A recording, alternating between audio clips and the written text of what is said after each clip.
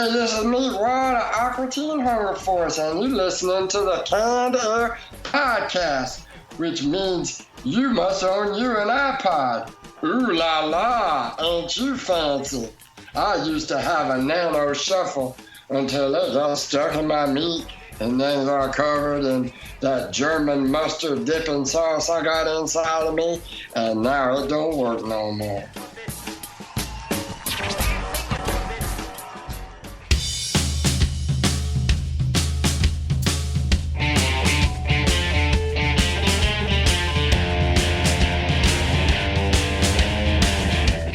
Hello, everyone, and welcome to another episode of Canned Air, your tribute to comics and pop culture. I am Jeremy Colley. I'm Jack Doherty. And I'm Randy Hardenbrook. And returning to the show this week, this guy hasn't been on for some time, and I really hope we have a lot to talk about. Has anything happened in the world in the past year since this guy's been on the show? I don't know. From Comics Watching Comics, the Amazon Prime show, and the podcast Gutting the Sacred Cow, we welcome comedian Kevin Gootee back to the show. Kevin, thanks so much for being here, man. Boys, it's an absolute hate crime and should be tried at The Hague for war crimes that I've been not on in so long for your podcast. I would have to agree. It has been too damn long. How have you been, sir? Listen, we all know it sucks what's going on with you know, everything. Right. With COVID and all the nonsense and the quarantine, it just sucks. But I'm one of the few guys, and we'll get into it later. I don't want to go through it all now, but I've got so much shit done during this quarantine. I've made lemons out of lemonade. I like to say that. So yeah, it sucks. I missed a lot of vacations and things, and not hanging out with friends as much is really blown. But sure, I got a lot done. I'll be honest. So it sucked, but not really 100% sucked. Let's put it like that. We'll just call you glass half full, Kevin, for the rest of the episode. Yeah. I'll take it. I like the way you're looking at that, man. I mean, I guess I got some shit done too, but all the same, we're going to be talking about the shittiest things from the past year in our Retro Roundtable this week. Boy, there's a lot of shit to pick from too. And then after that, we're going to turn our attention over to Kevin to talk about some of the stuff he's been up to since we last had him on the show. But before we do all of that, don't forget to find us on Twitter at CannedAirPod and on Instagram, canned_air. If you want to show some support, go to our website, cannedairpodcast.com. Not only can you buy merch there, but you can become a patron. $5 a month gets you access to our Canned Air Patreon pod. And we've got about 40 episodes on there, so $5 for a whole catalog. Come on, people. Come on. What are you waiting on? What am I forgetting, guys? Just sitting around bored on a Tuesday, check out Jack and I on Facebook, Twitch, and YouTube. We're playing some Jackbox games. Hop on, potentially win some prizes, and watch Jack and I make complete asses of ourselves. So, you know, fun times. Really very good marketing method. All right, let's start shitting on 2020 in this week's Retro Roundtable. And here we go.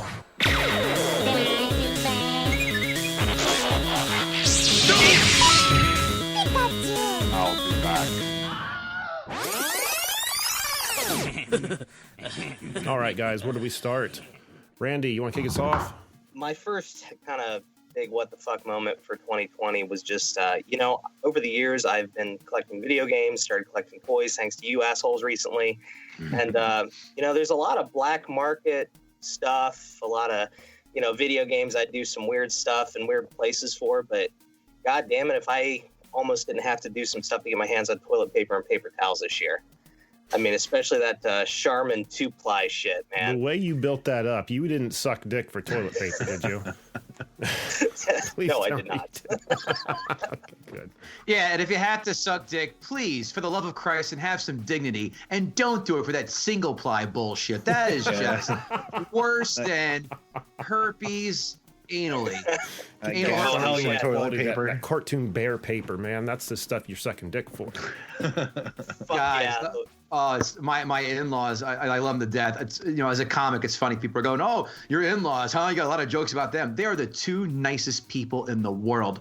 But when I go have to take a poop at their house, they have single ply.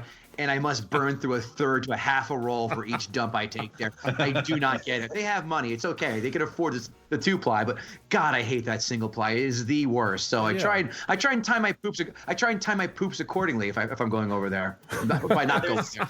It's like wiping your ass with the paper a hamburger comes wrapped in at McDonald's. Oh, that's strong? No, it does not. No, this is if you sneeze on it, it just disappears like Thanos snapped and everything just turned to dust. Now, is it like the receipt paper single ply, or is it like the stuff that's still got a little bit of push to it? Oh, I don't know. I'm not a construction guy. I don't know how they grade sandpaper, but it's got to be the lowest grade sandpaper you can buy at Home Depot. Let's put it like that. There you go. What if they ever complain? Every time Kevin comes over here, he uses a whole toilet paper roll for you. God, does he have diarrhea? I mean, They just start buying extra rolls every time you guys come to town. take a You know, hit, guys. I will get honest with you guys. I got nervous there for a while because we got to the point where we were so low. We had a box of Kleenex that had like the Vicks built into them. I'm sitting there looking like, do I take a bite and do I bite the bullet on this, or am I just gonna, get in the shower after? Listen, if anything, that's going to make your tongue minty fresh. So if your wife ever decides to toss her salad, she's going to get a treat. Refreshing, Randy. This is great. It's like smoking. Fresh your take could be. It's like smoking a menthol cigarette, but without the cancer. And in your ass. Oh, that's good. That's good. All right, Kevin, what about you, man? What has sucked about 2020? I'm going to be very selfish for a second. And listen, I'm not trying to, I know it's going to sound terrible. For everyone who's lost their job, I feel for you. This is just,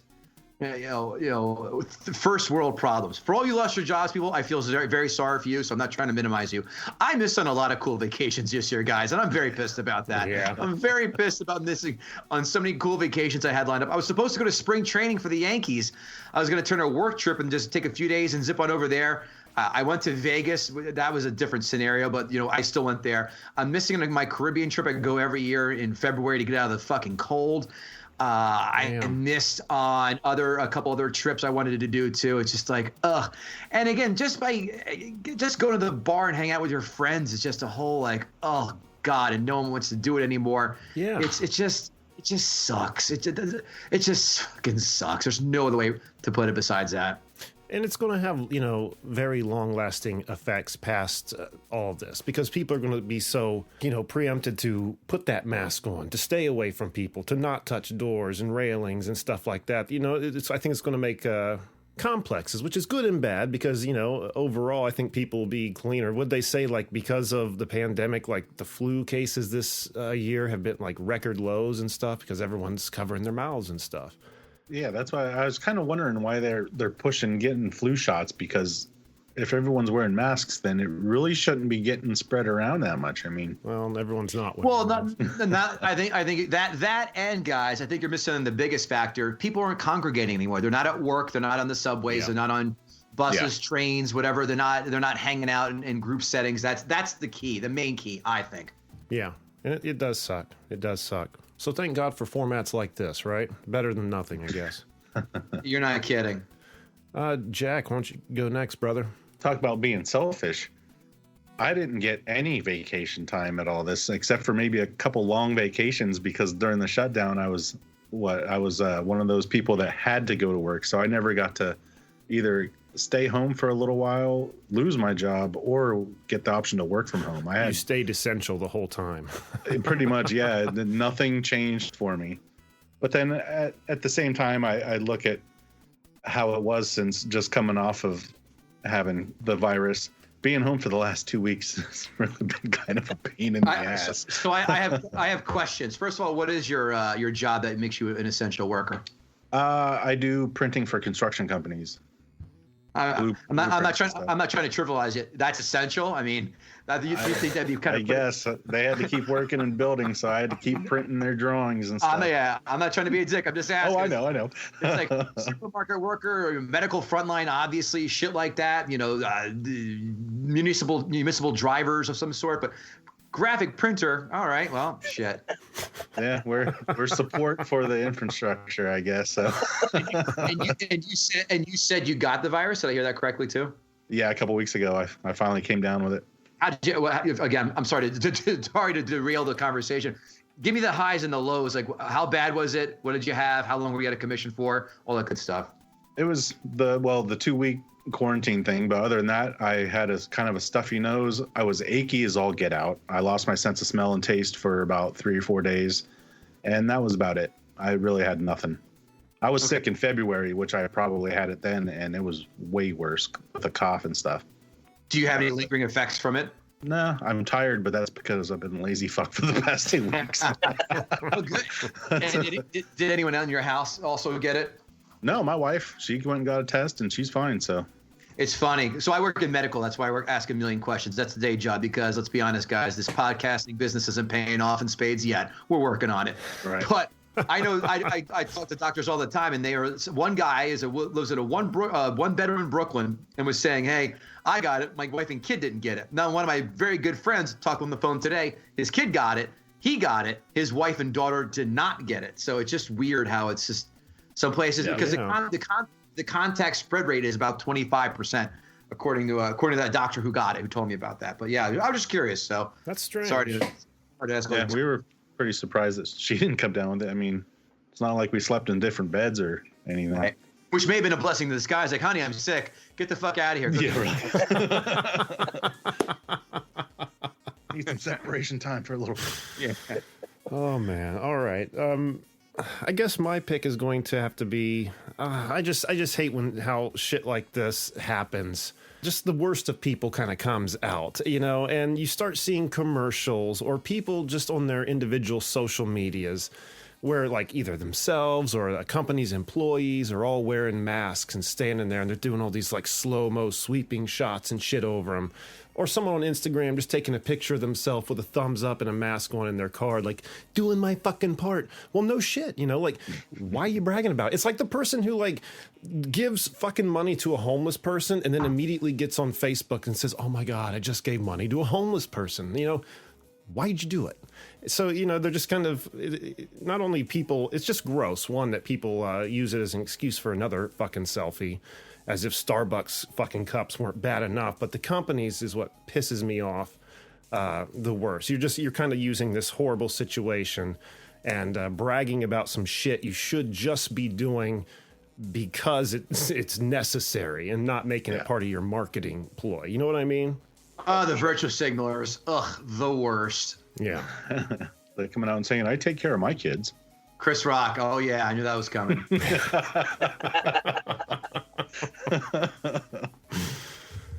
But, that's all I got. Any comments on all that? Sounds par for the course for me. Pretty much, yeah. Yeah, I guess I laid it out pretty good there. Okay. All right, back to you, Randy. For about a month there when it first started, my wife works retail and she was furloughed for about a month in March. My kids were home. I was considered essential with my landscaping job, and I was working remotely. And it really took me down a deja vu trip because right around the third day, it was like back when we had dial-up and we had to, all wait on the phone lines because there was so much bandwidth going through my damn house when I'm trying to work and download files. My wife's trying to watch something on Netflix. My kids are on their tablets and shit. It's like, guys, the bandwidth just dropped to like next to nothing. Time for that upgrade. Yeah, well, they got me for sure. It lasted about a week, and then I'm like, okay, 1 gig internet, let's go for it. But it was crazy there for a while. Sounds like there's a lot of porn watching going on in that house of yours. That's what I think. I don't know what you're talking about. I don't know why we ran out of Kleenex so fast. All right. Yeah. Next time you touch your hand, next time you touch your dick, it's like, this is pretty minty down here. It smells lovely. This is like cheese. Walking around with his fingers up against his nose all the time. Sick. Oh. All right, we are back to you, Kevin. As a sports guy, I tell you what did not suck. It didn't suck to have the NFL several different nights a week. for a few weeks. That was really cool, I thought. I really enjoyed having games on different, Thursday night game, cool. Toward Christmas time, you get the Saturday games. We even got one on Friday. But this is the first time in the history of the sport that there were games every single day of the week, in a year. So this was awesome, just having different times to watch NFL, on a Tuesday or Wednesday when you never normally have football. Or like I said, Fridays very, very, very rarely if Christmas is there. That was great. I loved just coming back on a Tuesday going, cool, there's a game tonight, and bang, get to watch some football. Love that. Now, I wasn't paying attention to sports much. Were they doing it the same way? They were kind of, I saw that like the WWE was still doing their shows, but just with no audience. Is it the same kind of concept? It depends state by state. Every state has laws differing in who's allowed in a public gathering. I know for a fact, California, no dice. I know Seattle, no dice. Where I live in North Jersey, I live 10 minutes away from Giant Stadium, no dice. New York, no dice. But Dallas, where the Cowboys play, you could, Houston as well, 25% capacity. The Chiefs, Florida, the Dolphins, the Jaguars.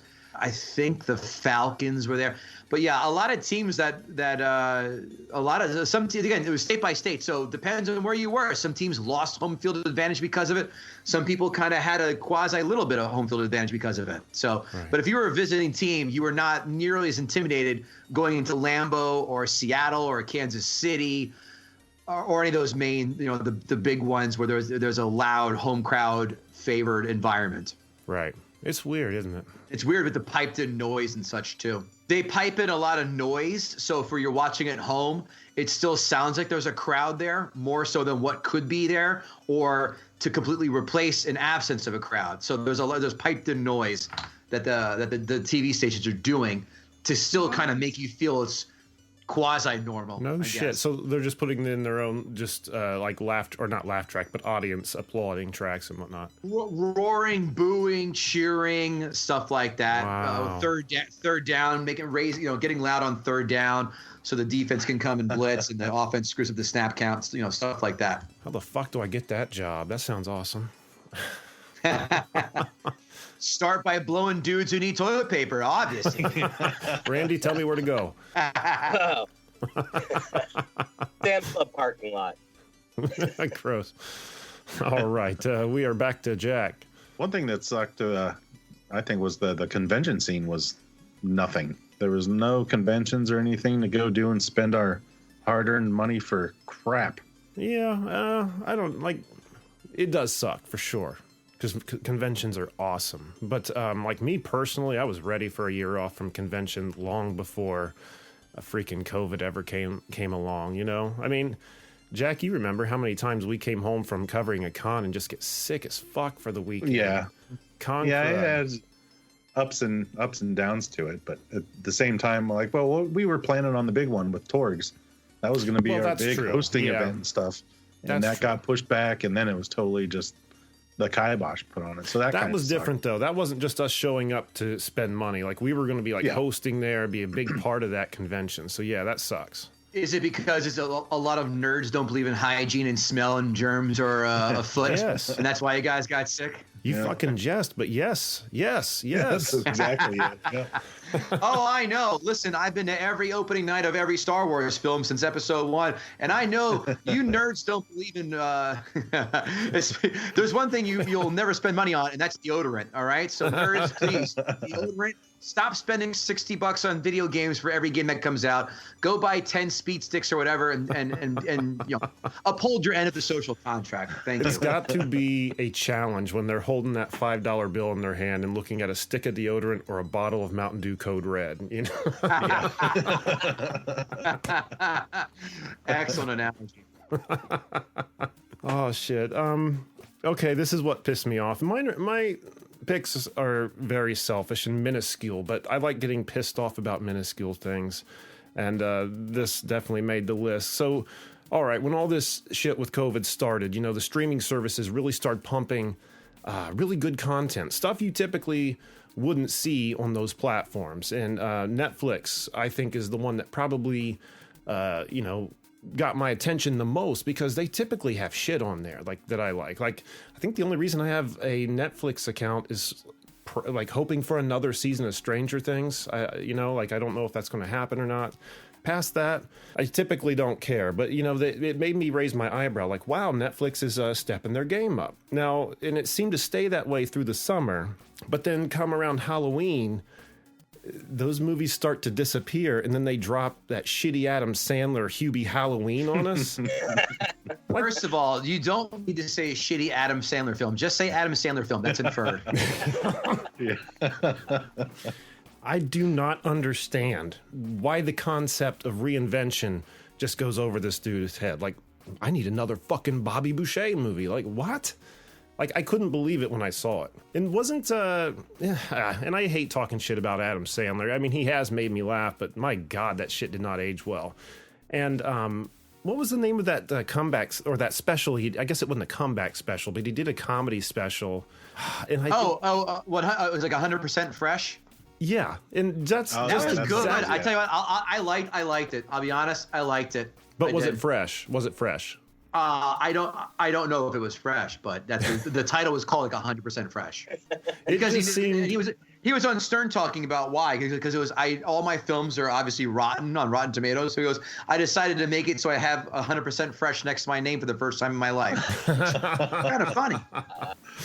So it wasn't might have been a little bit newer material, but some of the same stuff that he has always done. Same comedic pitches and voices and shit. It's like a crappy frozen pizza. When I saw it, I equated it to a crappy frozen pizza that said on the box, very, very good pizza. It knows its shit inside, but it's going to try and get you to believe it otherwise. He did a good job with the Farley tribute. You got to give him that. Oh, yeah. Hey, you know what? I'm not talking shit. Well, I guess I am talking shit about Adam Sandler for sure. But I like Adam Sandler all the same. I just wish the guy would try something new, some reinvention. And, I kind of got derailed there. Adam Sandler and Hubie Halloween wasn't even the point I was trying to drive at. It's just Netflix dropped that shit on us like it was supposed to be, I don't know, like penance for taking the other shit away. But then the biggest kick in the balls, man, they raised prices. Like, we're being charged now for all the COVID shit. They dropped bandwidth a little bit because of, with everyone being around, they dropped the bandwidth a little bit, and then they started charging some more. Did they really? Of course they did, guys. Captive audience. What are you kidding me? Of course they did. That's why airplane prices are so low. That's why hotels are so low. That's why when I went to Vegas in September, all the garbage people were there because it was so cheap. You couldn't afford. That's a double negative. How could you not go when it's that cheap? And again, that's exactly what they did. Supply and demand, boys. Everyone's home. Can't leave. What are we going to do? Capitalize. Bang. I mean, I get it from their perspective. It's just fucked up. It's just completely fucked up.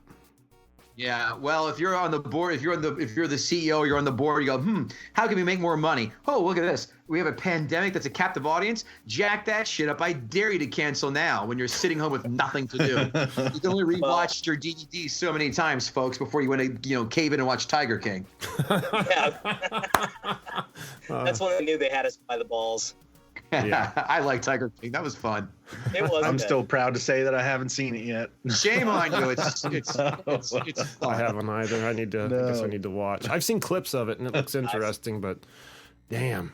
All right. Does anybody else have any other picks before we move on?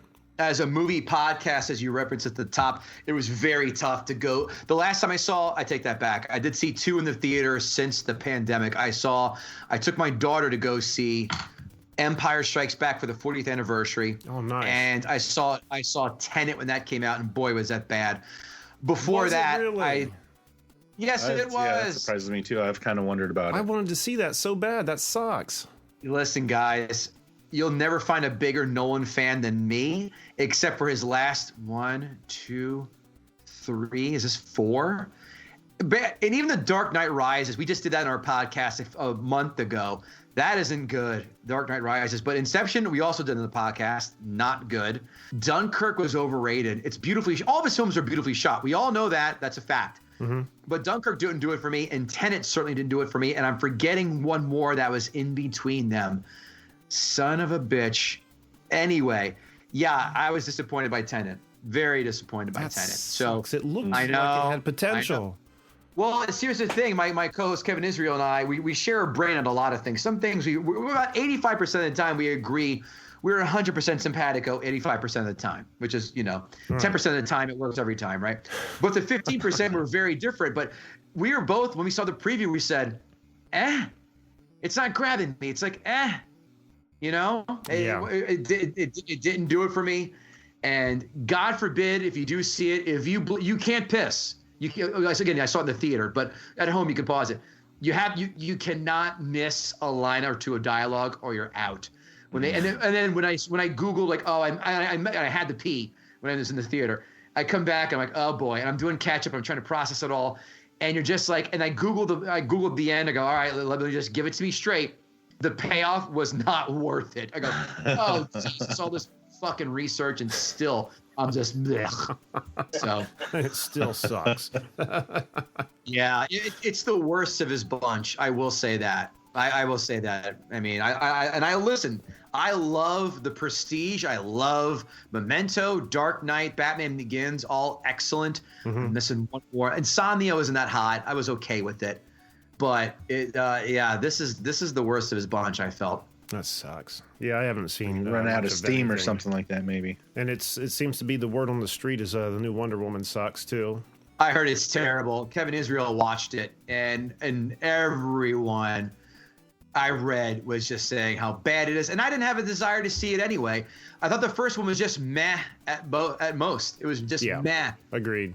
So then when this came out, I go, well, first of all, you need to sell me on why I need to get HBO Max, 1. 2, there is no way in hell I'm paying to see this in the theater, being that its predecessor was just meh. I'll go see the new Bond in the theater, come hell or high water. Even though the last one's bad, but every other Bond film is good. That's the way it works with Bond. Right. But I mean, there's no way I was paying $25 to see this, $20 to see this. And then on everyone just saying how awful it is, and I'm not surprised. I'm really not. Yeah. Everyone wants to play the woke card and go, "Oh, female superhero, we can't shit on it." No, you can. It's okay. That's called being equal. Hey, there are great superheroes that are female, and there are shitty superheroes that are male. It just so happens that this second one was a bad one. The first one wasn't all that great. That's the way it is. Yeah, it's a sequel too, and it's usually not as good anyway. So. Yeah. Sometimes, but in the Marvel, DC, everything in DC has been bad. Marvel, the sequels have been amazing. I mean, look at Thor Ragnarok blows away. Well, 2 sucks. I thought was Same with boring. Iron Man 2. You think Iron Man 2 blows away 1? No, it sucked. Oh, it sucked. Yeah, you're right. Well, no, it didn't suck as bad as the third one, but it's still. Oh, that was terrible. But Avengers, Endgame and Infinity War were amazing. Yeah. Definitely better than 2, and I think better than 1 as well. I'll go on the record. Yeah. Cap 2 was better. Cap 2 is better than 1. Oh yeah. 3, I don't know, but 3 was all right. But with Marvel, it's a different story. It's an anomaly. But most times, yes, I will co-sign the sequel is not as good as the original. Yeah. Now, Kevin, really quick, sorry to sidetrack, but you were talking HBO Max. Have you not seen the documentary Class Action Park that was released on there? No, because I've seen the original on YouTube, and I grew up 45 minutes away from there. I didn't go there because my parents said, first of all, we live close to the Great Adventure, which is I'm from Central Jersey, which is it's a high class, not a Frontier Airlines park like Action Park was. And I already know those stories. I had friends who used to work there, so I've heard it, and I saw the YouTube doc, so no need to go and reinvent the wheel with that one. Fair enough. I was just curious if you had. Did you like it? Yeah, I really liked it. That was the first thing I watched when we got HBO Max. So. Did you see Johnny Knoxville did a film that completely bombed a year ago? It was called something like that, but the whole theme was Action Park. It was like they worked at Action Park. So recently got a whole second wave of nostalgia and love. Even though people died, broke bones, got memed, whatever. Yeah, it was great. Was it really? It's great if you survived. Bingo. So let's talk about this podcast of yours, because I think this is something new to you since you've been on the show last. And Gutting the Sacred Cow. How did the name come together? And it's you, yourself, and Kevin Israel, you said. Tell us about the show, man. Yeah, Kevin Israel is my co-host. He's great. So like I said before, we're both movie guys, and Kevin is he's been doing comedy 20 years. I've been now over 10 and a half, and we're always back and forth on Facebook about if I put something on about films, we'll comment on each other and back and forth. And I had the idea because, you mentioned before I did comics, watching comics, fantasy football, jibber jabber. My thing is this: like I'm trying to create these shows. I'm trying to get at corporate America, guys, and hopefully, if your listeners are people positions, I can't even speak. Slow down, Kevin. If your fans are people in positions of power, I need to talk to you. I need to get these shows on a network so I can stop doing medical sales by day, for Christ's sakes. So what I do with my shows, I take a theme that's established, but have an in hell of an insane hook on it. And I said, I want to do a movie podcast, but just by looking around and talking to people, and with comics especially, every fucking jerk off has a comic, who's a comic has a podcast. Mm-hmm. And I can't even tell you the slog of movie podcasts that are out there. And all they are 3 or 4 dudes, most of the time dudes, sitting around just waxing poetic about like, oh man, Star Wars is great. Yeah, fuck you. Empire Strikes Back is better. Oh, you both are idiots. Jedi is the best. No one cares about your fucking opinion when you're a bunch of nobodies. And if you're not funny, God help you. So I said, I want to do something, but let's do it differently. So let's take films that people love. Like I love having arguments with people who think some of these films that are so well loved and successful and acclaimed are just overrated pieces of shit. And I said, let's try that. So what we did was, it's a movie podcast, but all the guests we invite on the show, you have to pick a film that meets one of these requirements. This is the twist. It has to be, again, financially successful or critically acclaimed or widely beloved. So you can't just come on and take a shit on Friday the 13th Part 7. We all know that sucks, so no dice. So that's the idea, is because we want people to come on and go, you know what, man? I was afraid to say, for someone to come on and say, hey, you know what? Well, for example, I gutted A Christmas Story because I think that film is so horribly overrated and so viciously unfunny, and it's terrible. And if you listen to that episode, I'd say I do a hell of a job. And I did not get anyone on social media going, fuck you, you're wrong. So I know I did a good job. But it's funny when you have these people come on and go, yeah, they try and argue some of these films are awful. Now, sometimes we flat out either agree. Actually, most of the time, 99.99999% of the time, the film will hang itself. They won't do the job of convincing us that it sucks. The film does it. There are times where I've reduced my score because people have given such an insanely awesome argument. I go, you know what? You're right. I like it, but it's no longer an 8. It's a 7.5 or a 7 or whatever. And there are plenty of times where they come on, for example, and I love her. I keep saying her name. She's one of my dear friends. Lynette Palladino chose Pulp Fiction, which is my second favorite film of all time. Mm-hmm. We had another guy come on in Star Wars. Good fucking luck, asshole. Our friends at the STST podcast, they did Point Break. Like, there's no way in hell you're convincing us that those movies suck or overrated. So most of the time, you're going to run into you're going to get some kind of pushback. Sometimes you're going to get us saying, hey, I see your points. I still kind of like it. It's okay. Or sometimes you're like, nah, man, fuck you. You're wrong. And here's why you're wrong. That sounds fun. And then it is fun. Oh, it's so much fun. And, we've done that many, many, many times. And we also have different segments on it, which is, again, makes it different than everybody else. What I love doing is I read 5 fun facts is the first segment we do. So I find 5 fun facts about the film that most people don't know about. Then we get after the arguments.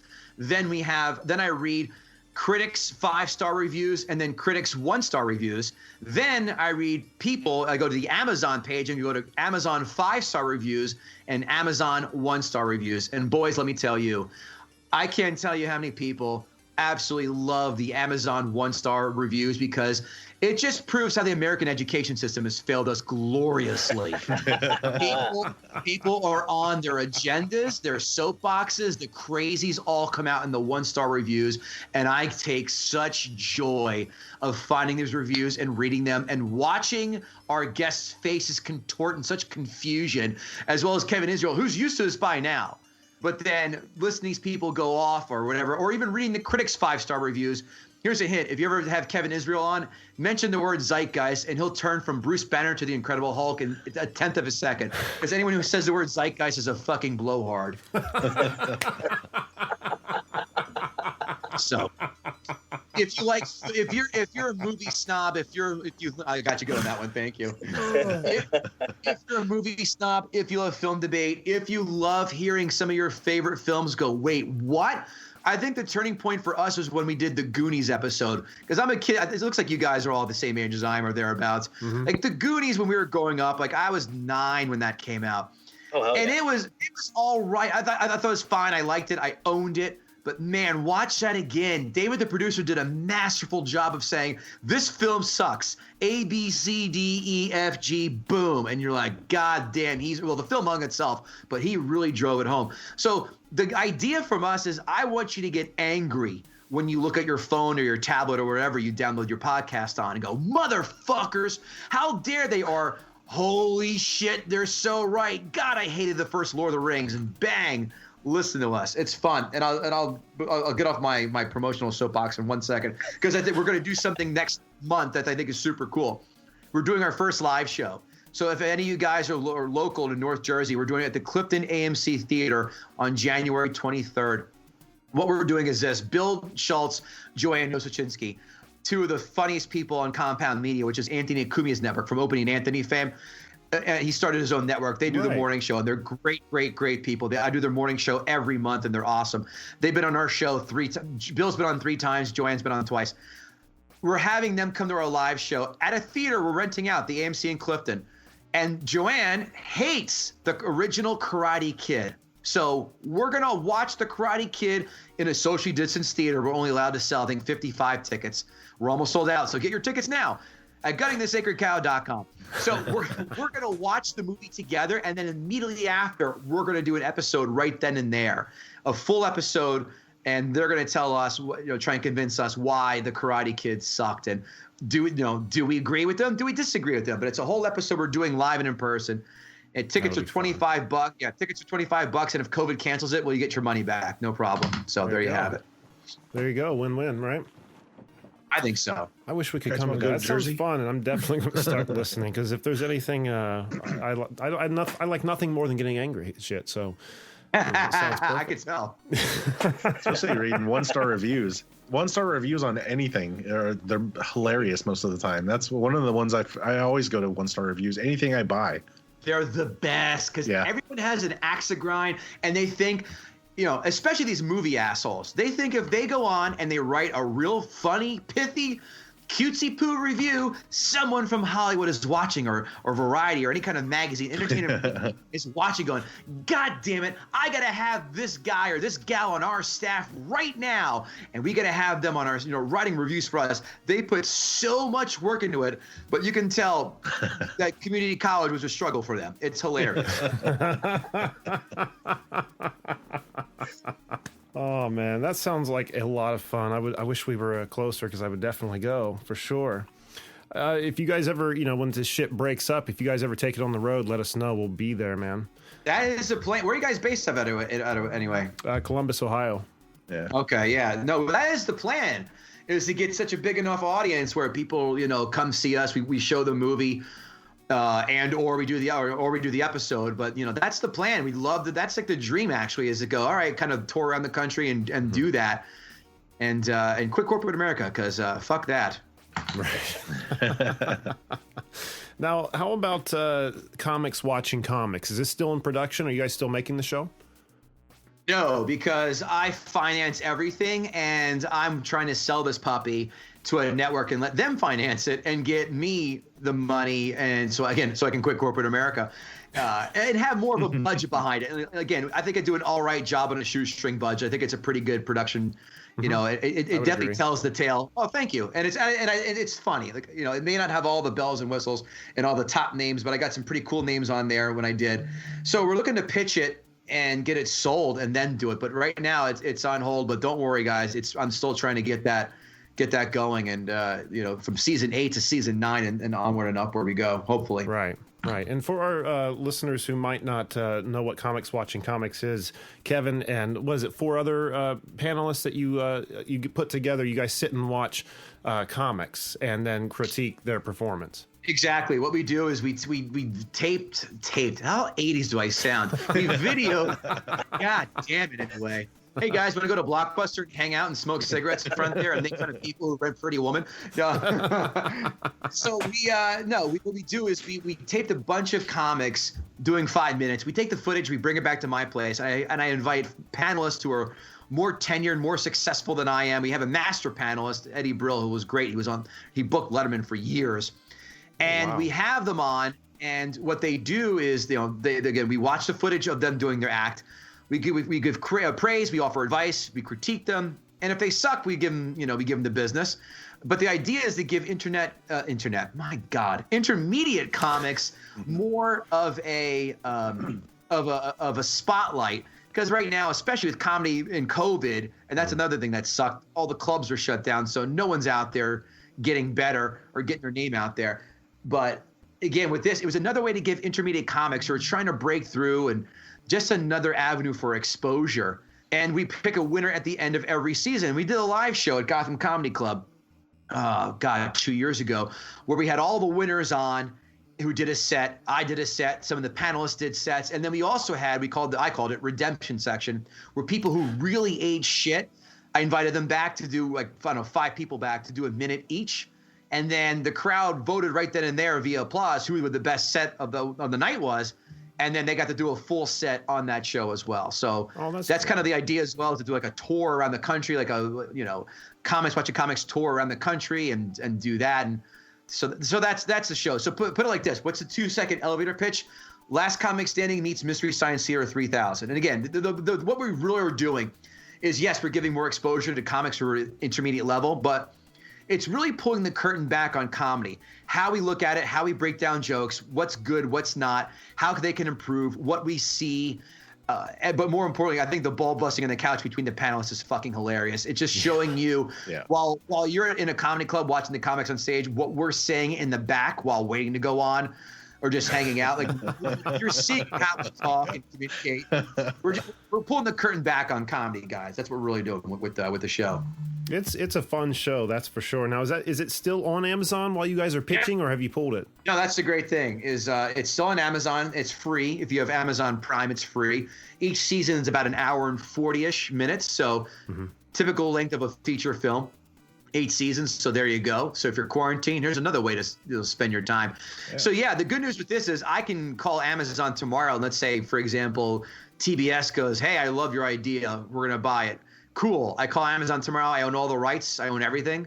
So I say, "All right, cool. We're taking it off now. Goodbye. Thanks so much." Nice. It's been a great relationship. So it's on now, but trust me. But you can email me. Come to my website and email me, and let's talk business.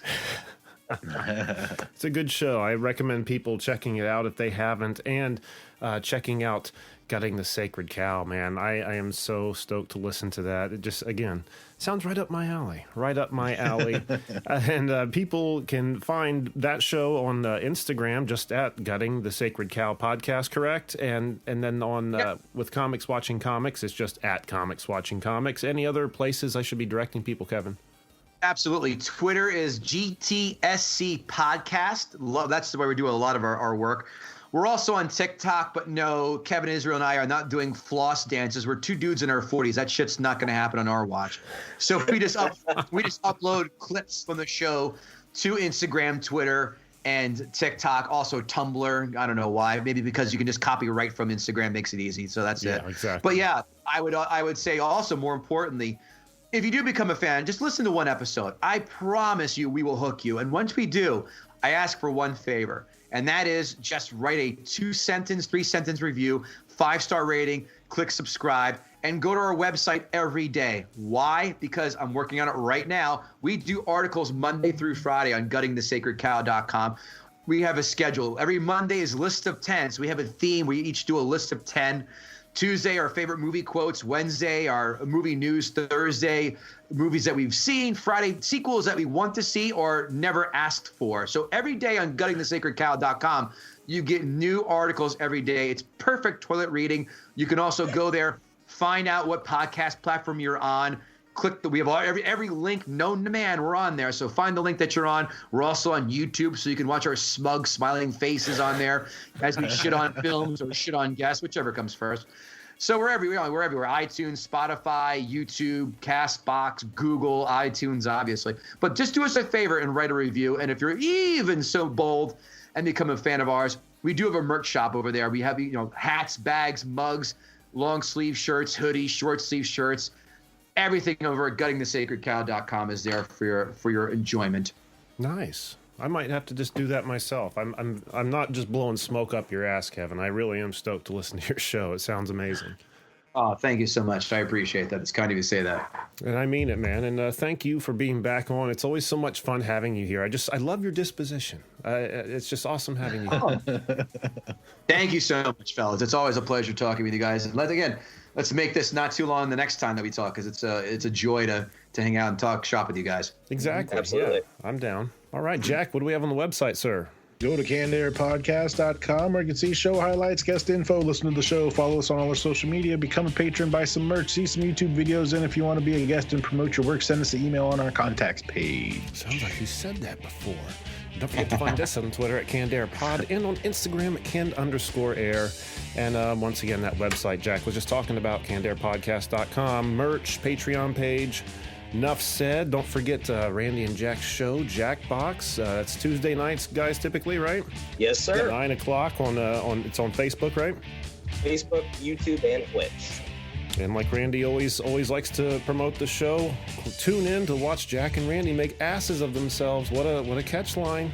What a catch line. All right. Is there anything else, gentlemen? That's it. All right. Well, I think that's going to do it for this week. So until next time, I am Jeremy Colley. I'm Jack Doherty. I'm Randy Hardenbrook. I'm Kevin Gootee. Thanks so much for listening, everyone, and always remember to be excellent to each other.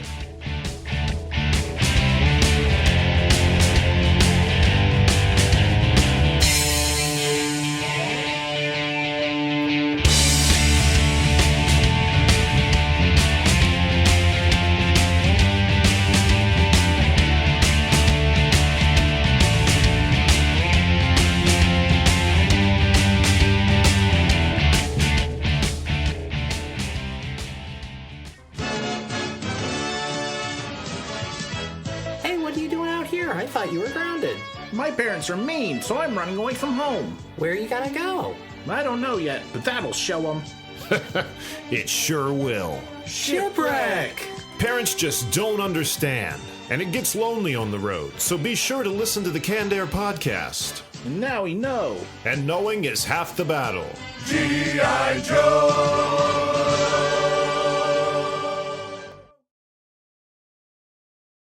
We had a box of the freaking tissues, that come in the box that also have the like Kleenex. Yeah, Kleenex. This has been a Canned Air production.